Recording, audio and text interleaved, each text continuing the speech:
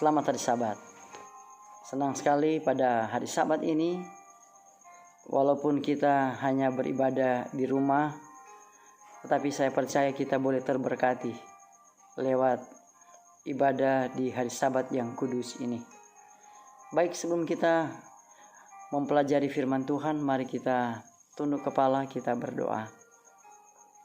Bapa kami yang ada di sorga, kebutuhan kami yang terbesar, kiranya kehadiran kuasa Roh Kudus menguasai hati dan pikiran kami, sehingga firman yang kami belajar dapat kami pahami dengan benar, kami dapat praktekkan dalam hidup, bahkan dapat menguatkan iman kami. Di dalam nama Yesus kami berdoa. Amin.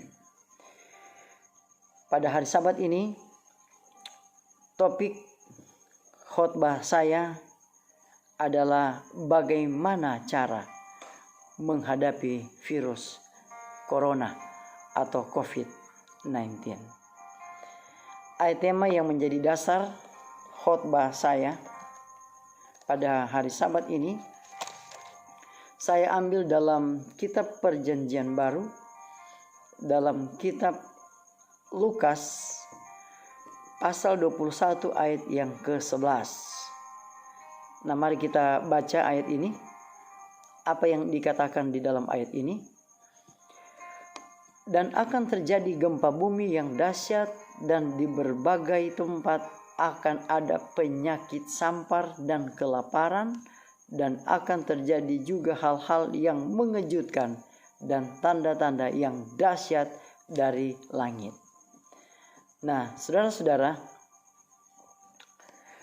dalam kondisi dunia yang tidak menentu sekarang, ketika ada sekian banyak negara dilanda oleh wabah virus corona atau COVID-19, tentunya ini memberikan dampak negatif bagi setiap insan manusia.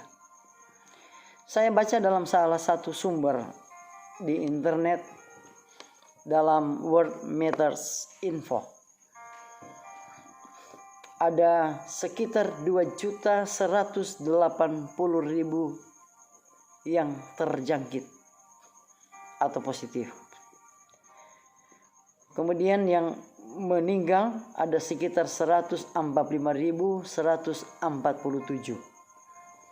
Dan yang sembuh ada sekitar 546.743. Nah, dari data ini menunjukkan bahwa wabah atau penyakit ini, yaitu virus corona, ini adalah virus yang sangat luar biasa. Cara untuk menjangkitkan dari orang yang satu ke orang yang lain sangat cepat. Oleh sebab itu, pemerintah di berbagai negara sedang mengambil satu tindakan yang belum pernah dilakukan sebelumnya, seperti lockdown, karantina, social distancing, physical distancing. Bahkan sekarang kita wajib untuk pakai masker. Bahkan oleh karena wabah virus corona ini, ekonomi di belahan dunia ini melemah. Bahkan ada banyak kegiatan akbar ditunda, perjalanan ditangguhkan, bahkan ibadah-ibadah di rumah saja. Nah, kalau begitu muncul pertanyaan, bagaimana kita sebagai orang Kristen, atau bagaimana kita sebagai orang Advent untuk menanggapi situasi seperti ini? Ada beberapa poin yang saya catat. Yang pertama adalah apa yang harus kita buat. Yang pertama, kita tidak perlu takut, atau kita tidak perlu panik apalagi hilang pengharapan. Dalam firman Tuhan ada begitu banyak ayat yang dapat memberikan kekuatan. Salah satu sekian dari banyak ayat dalam kitab Yohanes pasal 14. Ayat yang pertama mengatakan, janganlah gelisah hatimu, percayalah kepada Allah, percayalah juga kepadaku. Jadi apa yang kita buat?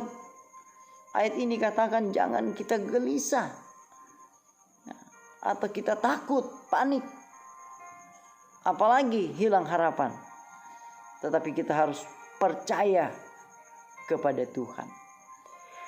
Bahkan di dalam Yohanes pasal 16 ayat 33, dalam ayat ini mengatakan, semuanya itu kukatakan kepadamu, supaya kamu beroleh damai sejahtera dalam aku. Dalam dunia kamu menderita penganiayaan, tetapi kuatkanlah hatimu, aku telah mengalahkan dunia. Luar biasa janji Tuhan. Nah, saudara-saudaraku yang kekasih, rumah ini hanyalah rumah sementara. Karena di rumah Bapakku banyak tempat tinggal.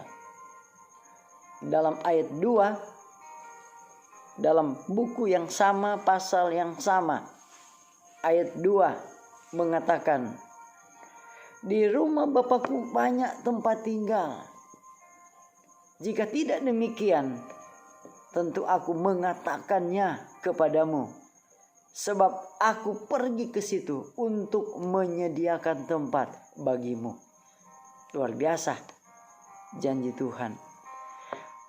Bahkan di dalam kitab Perjanjian Lama, dalam Yesaya 26 ayat 3 mengatakan, yang hatinya teguh kau jagai dengan damai sejahtera, sebab kepadamulah ia percaya.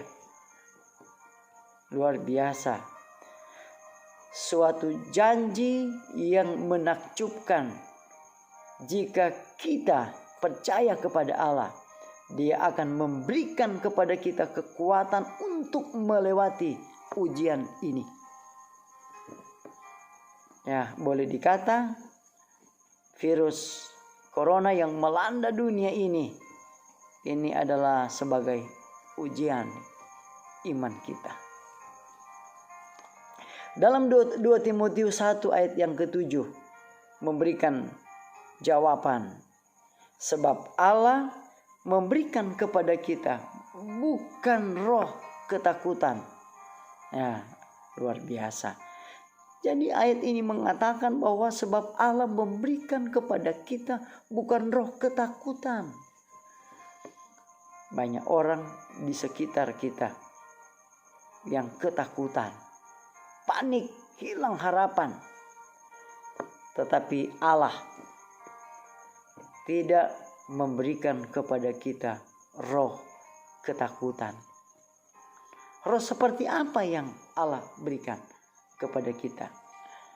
Saudara-saudaraku yang kekasih, melainkan roh yang membangkitkan kekuatan, yaitu kekuatan surgawi, dan kasih, yaitu kasih surgawi, dan suatu pikiran yang sehat, yaitu suatu pikiran yang berimbang, yang dengan kokoh tertancap dan didasarkan pada Kristus sang dasar.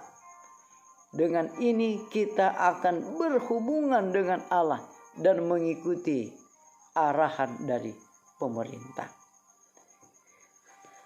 Ada satu ayat dalam Perjanjian Baru. Ayat ini adalah bagian dari khotbah oleh Yesus. Dalam Matius pasal 24 ayat 7 mengatakan, sebab bangsa akan bangkit melawan bangsa dan kerajaan melawan kerajaan. Akan ada kelaparan dan bala sampar, ya, penyakit, dan gempa bumi di berbagai tempat. Menurut kitab Matius pasal 24. Ini adalah membicarakan tentang akhir zaman. Disinggung dalam ayat ini adalah yaitu balas sampar. Jadi yang pertama yang harus kita buat untuk menghadapi krisis ini adalah kita jangan takut. Kita jadikan Tuhan sebagai penolong kita menghadapi krisis yang sementara melanda dunia. Yang kedua, apa yang harus kita buat? Kita harus pastikan bahwa kita berdamai dengan Allah. Pertanyaan, bagaimana berdamai dengan Allah? Berdamai dengan Allah adalah kita mengakui setiap dosa. Kita menerima pengampunan yang ditawarkan kepada kita. Makanya di dalam 1 Yohanes 1 ayat 9 mengatakan, jika kita mengaku dosa kita maka Ia adalah setia dan adil sehingga Ia akan mengampuni segala dosa kita dan menyucikan kita dari segala kejahatan kita. Jadi ketika kita datang mengakui dosa kita, maka Allah akan mengampuni dosa kita, bahkan menyucikan kita dari kejahatan. Di ayat yang lain dalam Yeremia pasal 29 ayat yang ke-11 mengatakan, sebab aku ini mengetahui rancangan-rancangan apa yang ada padaku mengenai kamu, demikianlah firman Tuhan, yaitu rancangan damai sejahtera dan bukan rancangan kecelakaan, untuk memberikan kepadamu hari depan yang penuh harapan. Jadi yang pertama, kita jangan takut. Dan yang kedua, pastikan bahwa kita berdamai dengan Allah. Apa yang ketiga? Yang ketiga adalah kita harus menjadi jangkar stabilitas iman dan tiang-tiang pengharapan. Apa itu? Di masa kemelut seperti ini, di masa kemelut yang genting ini, kita mengantar orang-orang kepada Tuhan Yesus Kristus, sang fondasi yang kokoh. Jadi ketika kita diperhadapkan dengan peristiwa yang sulit, ketika kita menghadapi problema, ketika menghadapi penyakit, balas sampar, virus corona, poin yang ketiga ini mengatakan kita harus menjadikan jangkar iman kita, pengharapan kita hanya kepada apa? Hanya kepada Tuhan saja. Kita jangan mencari hal-hal yang lain untuk kita jadikan dasar. Itu tidak kuat. Itu mudah rapuh. Tetapi ketika kita jadikan Tuhan sebagai fondasi, sebagai dasar, maka ada jaminan pertolongan, kemenangan yang Tuhan akan berikan. Apa jaminannya? Salah satu ayat dalam Perjanjian Baru dalam kitab Matius 11 ayat 28 mengatakan, kamu yang letih lesu, yang berbeban berat, mari kita bawa, kita serahkan kepada Tuhan. Aku akan memberikan kelegaan kepada kamu. Luar biasa. Ya, luar biasa. Nah, itulah yang harus kita buat ketika kita diperhadapkan dengan situasi yang tidak menentu, melanda negara kita, melanda dunia. 3 hal yang kita harus buat. Apa yang saya sudah katakan tadi. Yang berikut adalah apa yang harus kita lakukan di saat stay at home atau ketika kita berada di rumah. Yang pertama adalah kita tetap beribadah dan menjadikan penatalayan yang setia untuk semua aspek penatalayanan. Terkait dengan penatalayanan tubuh, Allah ini tidak hanya menjanjikan masa depan yang lebih baik, tetapi Dia juga ingin kita menikmati kesehatan yang prima di sini, ya, sekarang. Makanya di dalam 3 Yohanes 1 ayat 2 mengatakan, saudaraku yang kekasih, aku berdoa semoga engkau baik-baik dan sehat-sehat saja dalam segala sesuatu, sama seperti jiwamu baik-baik saja. Dalam ilmu kesehatan mengatakan bahwa untuk melawan virus corona atau virus apapun, dalam ilmu kesehatan mengatakan imunitas tubuh melalui pola hidup sehat.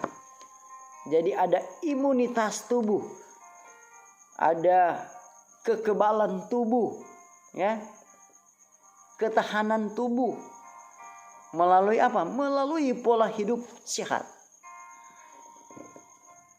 Apa yang dikatakan? Itu adalah senjata yang paling ampuh. Wah, luar biasa. Nah, kita sebagai orang-orang Advent, kita dikenal dengan pola hidup sehat, dengan mengikuti prinsip Alkitab dan Roh Nubuat yang ditulis oleh Ellen G. White, seperti yang sangat terkenal adalah New Start. Apa itu New Start? Yang pertama adalah nutrition atau nutrisi. Apa itu? Kita makan makanan sehat sesuai kebutuhan tubuh, yaitu makanan kaya nutrisi, kaya serat, dan kaya antioksidan. Makanan berbasis tumbuhan atau makanan vegetarian adalah yang terbaik. Makanan harus yang sesuai dengan petunjuk Alkitab dan Roh Nubuat. Kemudian poin yang berikut atau poin yang kedua adalah exercise. Apa itu exercise? Exercise itu adalah olahraga. Kita berolahraga karena kita stay at home. Ya, kita berolahraga saja di pekarangan rumah, boleh juga dalam rumah. Kita ambil beberapa menit, paling kurang 30 menit. Ya, kita gunakan terus-menerus. Kita berolahraga. Poin yang berikut adalah water atau air putih, ya. Kita meminum air yang bersih. Sekurang-kurangnya kita menggunakan 2 liter air per hari. Jika intensitas kegiatan tubuh lebih dari kesanggupan 2 liter air, minumlah sesuai kebutuhan tubuh. Jadi jangan minum yang dilarang oleh Alkitab dan Roh Nubuat, seperti minum beralkohol, minuman yang beralkohol, minum teh, kopi, minuman yang mengandung gula yang tinggi, dan lain-lain. Tapi kita harus minum air yang bersih. Yang berikut adalah sunshine atau sinar matahari. Kita berjemur paling kurang pukul 9 atau 9.30 kita ambil waktu 15 sampai 20 menit dalam sehari. Kita buat itu terus menerus.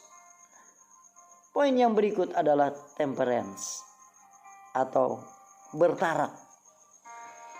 Bertarak dengan tidak memasukkan ke dalam tubuh kita apapun yang Tuhan tidak izinkan. Jauhilah obat terlarang. Praktekan pertarakan dalam berpikir, berkata, dan berperilaku. Izinkan hidup dikendalikan oleh Roh Kudus, bukan oleh keinginan sendiri. Itulah pertarakan yang sejati. Poin yang berikut adalah air atau udara. Hirup udara yang segar di sekitar pekarangan rumah. Jangan menghirup udara yang palsu yang dihasilkan oleh asap rokok. Justru itu akan membahayakan paru-paru atau tubuh kita. Poin yang berikut adalah rest atau istirahat. Kita mengambil waktu istirahat 8 jam, ya, 8 jam setiap malam. Bahkan kita mengambil setiap pekan atau dalam sepekan kita mengambil 1 hari untuk beristirahat. Kita tinggalkan kegiatan duniawi. Kita menyerahkan atau kita beristirahat, menyegarkan fisik, mental, sosial, dan rohani. 1 hari dalam peribadatan hari Sabat. Di rumah, walaupun di rumah kita masing-masing. Dan poin yang terakhir adalah trust in God. Kita harus percaya bahwa Tuhan Yesus satu-satunya perlindungan kita. Jangan pernah meragukan kekuatan Tuhan sebagai tempat kita bergantung dan berlindung. Kita harus percaya kepada Tuhan. Kenapa? Oleh karena Tuhan yang memberi kedamaian, memberi sukacita dalam hati kita, yang akan meningkatkan sehingga kita memiliki imunitas tubuh yang kuat. Sehingga kita bisa apa? Bisa sehat secara fisik, kita sehat secara rohani. Walaupun kita berdiam di rumah, tetapi kita tetap mengabarkan kabar baik atau Injil kepada dunia. Walaupun hanya lewat internet. Di zaman sekarang kita ada akun Facebook, kita ada WhatsApp, kita ada Instagram, ada Telegram, dan banyak lagi. Mari kita gunakan wadah tersebut untuk menginjil. Kita posting hal-hal yang rohani untuk kita kabarkan kepada orang yang lain agar mereka boleh dikuatkan dengan apa yang kita posting dalam dunia maya atau internet. Kenapa? Nyonya White mengatakan di dalam Selected Messages jilid 2 halaman 52, dikatakan bahwa setan bekerja di udara, dia meracuni atmosfer sehingga disinilah kita bergantung kepada Allah demi hidup kita, yakni kehidupan kita yang sekarang maupun yang akan datang. Dan karena kita berada pada keadaan kita seperti sekarang ini, maka kita perlu waspada berserah sepenuhnya, bertobat sepenuhnya, mengabdi sepenuhnya kepada Allah. Akan tetapi kita tampaknya hanya duduk-duduk saja, seolah-olah kita ini lumpuh. Allah di surga, bangunkanlah kami. Ini adalah satu kutipan pena inspirasi yang menantang kita, mengingatkan kita, walaupun kita tinggal di rumah, kita jangan hanya berdiam diri.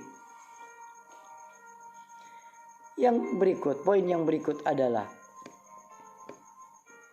kita mengikuti semua anjuran dari pemerintah. Kenapa? Oleh karena memutuskan rantai penyebaran virus COVID-19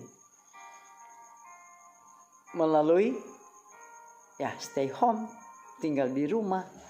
Kalaupun kita keluar dari rumah, kita pakai masker. Ketika kita kembali di rumah, kita cuci tangan, paling kurang 20 detik, pakai sabun. Supaya apa? Supaya kita memutus rantai penyebaran virus COVID-19.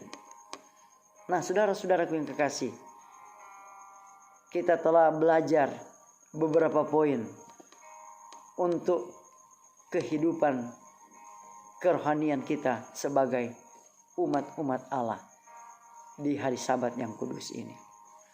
Kesimpulan dan himbauan. Yang pertama, kita jangan takut, kita jangan panik, apalagi hilang harapan. Kenapa? Karena Tuhan Yesus adalah Allah yang perkasa, yang akan melindungi kita, akan membebaskan kita, menghindarkan kita dari malapetaka yang sementara melanda dunia lewat virus COVID-19. Allah adalah satu-satunya perlindungan bagi kita sebagai umat-umat Allah. Poin yang berikut adalah jaga pola hidup sehat dengan mempraktikkan New Start di rumah kita masing-masing. Yang ketiga, tetap beribadah kepada Tuhan. Walaupun kita tinggal di rumah kita masing-masing, kita setia terhadap semua aspek penata layanan. Yang keempat adalah kita tetap mengabarkan kabar baik via internet, walaupun kita di rumah kita masing-masing. Dan yang terakhir adalah kita mengikuti semua anjuran pemerintah. Kita tinggal di rumah, kita menggunakan masker kalau kita keluar dari rumah, kita cuci tangan. Untuk apa? Supaya itu adalah akan memutuskan rantai penyebaran virus COVID-19. Saudara-saudaraku yang kekasih, yang saya kasihi di dalam Yesus Kristus, di hari Sabat ini, walaupun kita berada di rumah kita masing-masing, kita boleh beribadah pada hari Sabat. Kita boleh belajar akan firman Tuhan. Kita boleh membaca, kita boleh mendengar akan firman Tuhan. Saya percaya Roh Kudus akan menuntun terus kehidupan kita. Roh Kudus akan memeteraikan firman Tuhan. Bahkan Roh Kudus akan menolong kita untuk kita praktekkan di dalam kehidupan kita. Kiranya Tuhan akan memberkati kita. Kiranya Tuhan akan menolong kita. Kiranya Tuhan akan menjaga, bahkan memberikan kenyamanan, memberikan kesehatan kepada kita. Mari kita tutup Kita tunduk kepala, kita berdoa. Bapa kami yang ada di sorga, di hari Sabat yang kudus ini, walaupun kami beribadah di rumah kami masing-masing, kami datang bersyukur dan memuji Engkau. Oleh karena kasih dan kemurahan-Mu saja, kami boleh terberkati di hari Sabat ini. Kami boleh beribadah, kami boleh mendengarkan firman-Mu. Kami mohon kuasa Roh Kudus akan menuntun kami, memeteraikannya di dalam hati kami, menguatkan iman kami, bahkan memampukan kami untuk kami praktekkan di dalam kehidupan kami. Walaupun saat ini sementara dilanda dengan wabah virus COVID-19, kami tidak perlu takut karena kami percaya Tuhan akan menolong kami. Sambil kami mengikuti anjuran dari pemerintah, kami tetap menjaga jarak. Kami tetap menggunakan masker, tinggal di rumah. Dan kami yakin Tuhan akan menghindarkan kami, menjauhkan kami dari virus COVID-19. Kami rindu Tuhan bahwa kami akan hidup sebagaimana yang kami alami sebelum COVID-19 ini mewabah di seluruh dunia. Kami boleh bertemu satu sama lain, beribadah satu sama lain. Dan teristimewa kami rindu ketika Tuhan datang, kami akan bertemu satu sama lain di dalam kerajaan sorga. Kami dijanjikan untuk berada di tempat Allah selama 1000 tahun. Dan sesudah itu kami akan tinggal di dunia baru selama-lamanya. Kami tidak akan mengalami sakit penyakit. Bahkan kami tidak akan pernah dipisahkan oleh kematian. Kami akan hidup kekal di dunia baru. Saat ini hamba-Mu berdoa untuk bangsa dan negara kami yang sementara dilanda oleh virus corona, wabah COVID-19 yang sangat menakutkan. Kiranya Tuhan akan memberkati, menjaga dan melindungi. Bahkan pemerintah kami dari tingkat pusat sampai di desa-desa.